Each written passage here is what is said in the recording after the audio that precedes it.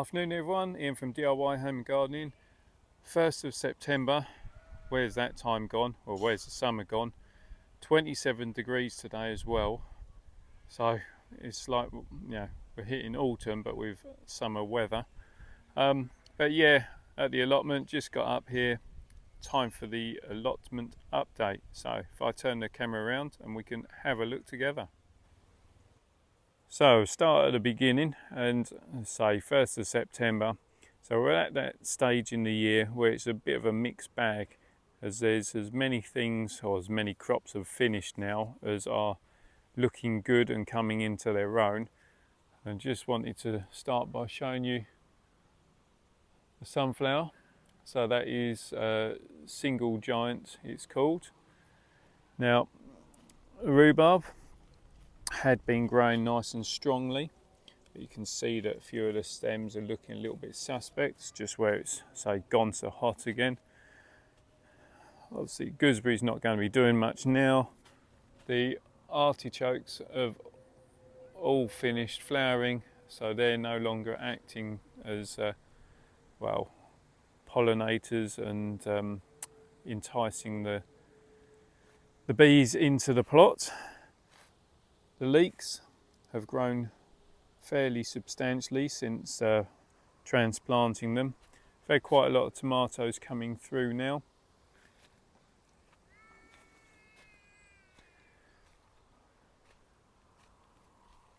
Carrots still ridiculously slow. It's just been one of those years for me.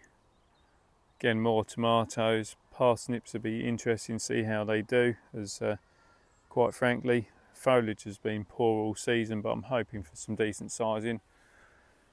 Spinach looking big, still need to consume it. It's growing quicker than we're using up, to be honest. The Taunton Dean kale, which is the perennial kale, so haven't used that at all this year. Really just wanted to get it growing. I have taken some cuttings from it as well, so they're back at the house. Dahlias on this side. That is not doing a lot because that's the elephant garlic, but I have done a couple more sowings over the top, so we've got some more radishes sown across there, and the last of kohlrabi seed also sown across there.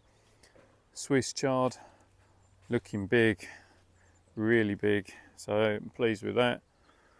Orac, again, that's only grown a hell of a lot. Beetroot also growing well. These are the Egyptian walking onions, so you can see some really good growth on those. The bulb and bulblets have suddenly sprouted, which is good.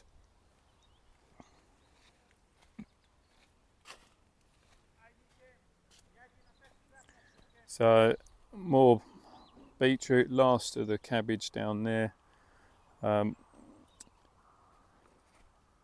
Red Russian kale got absolutely crucified by all those little flea beetles. So the flea beetle just literally jumps from place to place and takes a little nibble. Now popped in. Even with this micro mesh, which is down to a couple of millimeters, they can fit through it, so they do tremendous amount of visual damage, but it doesn't affect the crop as such. Another sunflower.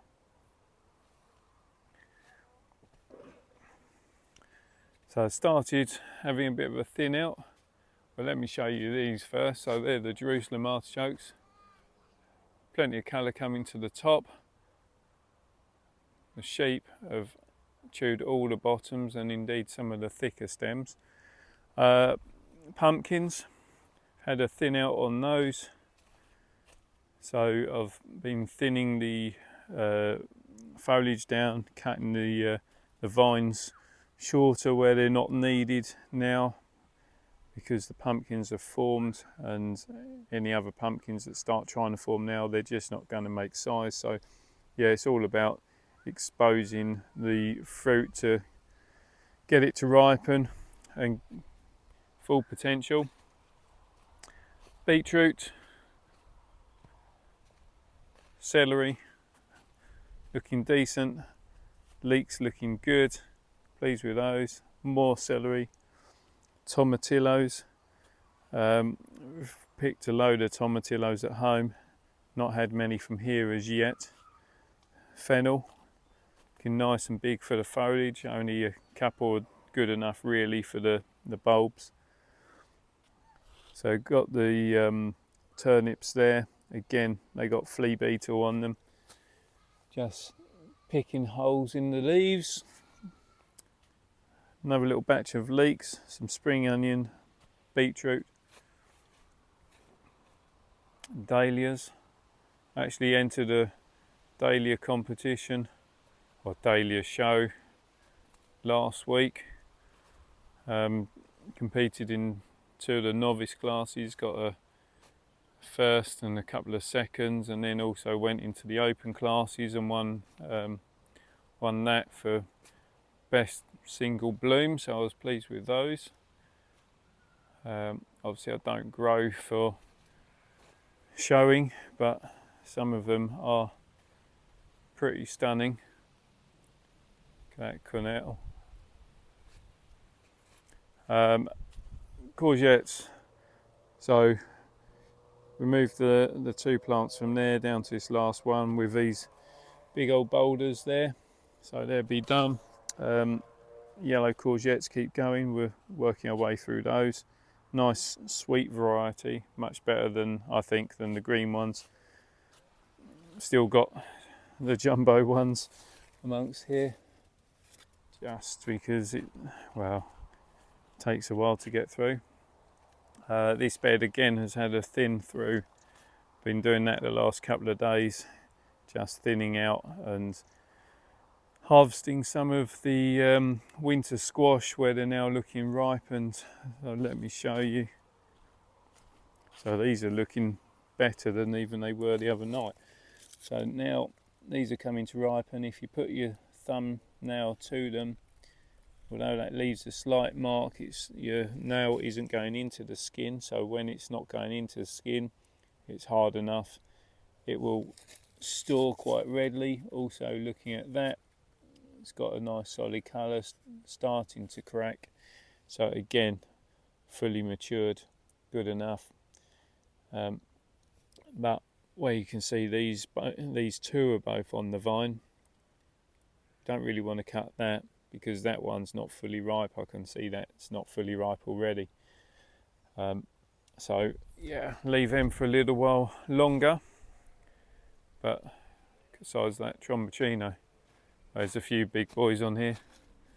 But yeah, now the excess foliage has been removed. You can see the size of it. So those Turk's turban there, tomato. So I haven't been up here to water last 2 days, so I need to do some watering today after this video. Runner beans, still loads on there, plenty of flower coming still. It's worth remembering that you just need to keep picking, even if you don't need the beans. Keep picking some, even if you just chuck them on the compost heap, because if you don't pick them, then the plant won't keep flowering. So yeah, keep picking, or keep your flowering, and then that'll give you some more beans for when you are ready for them anyway. Again, you can see that I've been thinning out the foliage around the butternut squashes, just trying to get those as ripe as possible so that they can then store and be good.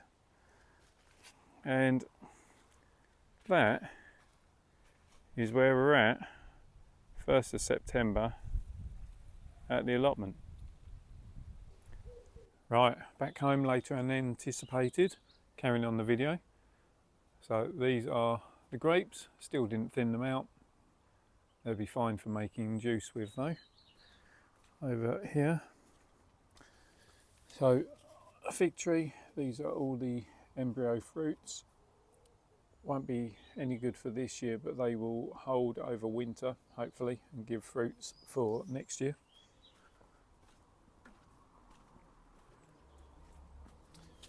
Solanum or Narangilla, nice sized fruits, just waiting for them to go fully orange now for ripening purposes. Last of the courgette now. As you can see, all the foliage is now covered in mildew.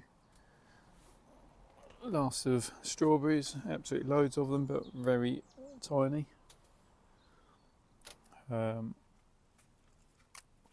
Tomato alley, looking less full than it was, so we've been working our way through those. There's been some good odd sizes, bit of a oddity there. So this is the tomatillo. We've had a lot of fruits from this one actually. As I said, at the plot, the ones at the plot for some reason a bit more behind to this one. Whether it's because this has been in the pot, I don't know, but we've had a lot of fruits from that. Then chili peppers, again waiting on ripening. Is certainly a lot of colour change now starting to happen, and some good sizing. Just waiting on the rest to fully do their thing. But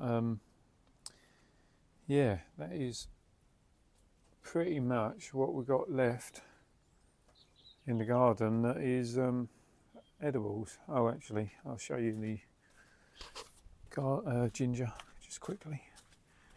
Oh, and mentioned it, so it's got a caterpillar on. These are the Taunton Dean cabbage, the perennial ones that did the cuttings from. Oh, so yes, 13 cuttings there, some more advanced than others. And now the ginger. Now the temperatures have dropped down a little bit, they've started to actively grow again. Look at those grape cuttings going absolutely crazy, but that is it.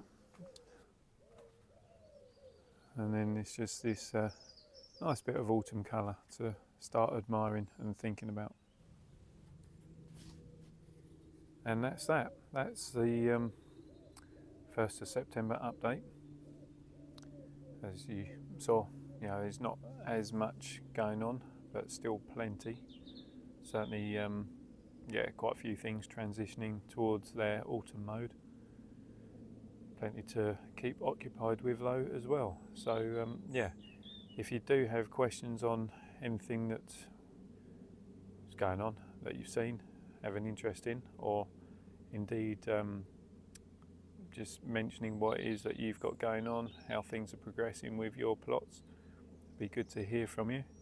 If you like what I'm doing, then please subscribe to the channel. Don't forget to hit that reminder button so you don't miss out on the future videos, and just enjoy your time outside whilst the weather has still been kind to us, especially on such a warm day as it has been today. So till next time, bye for now.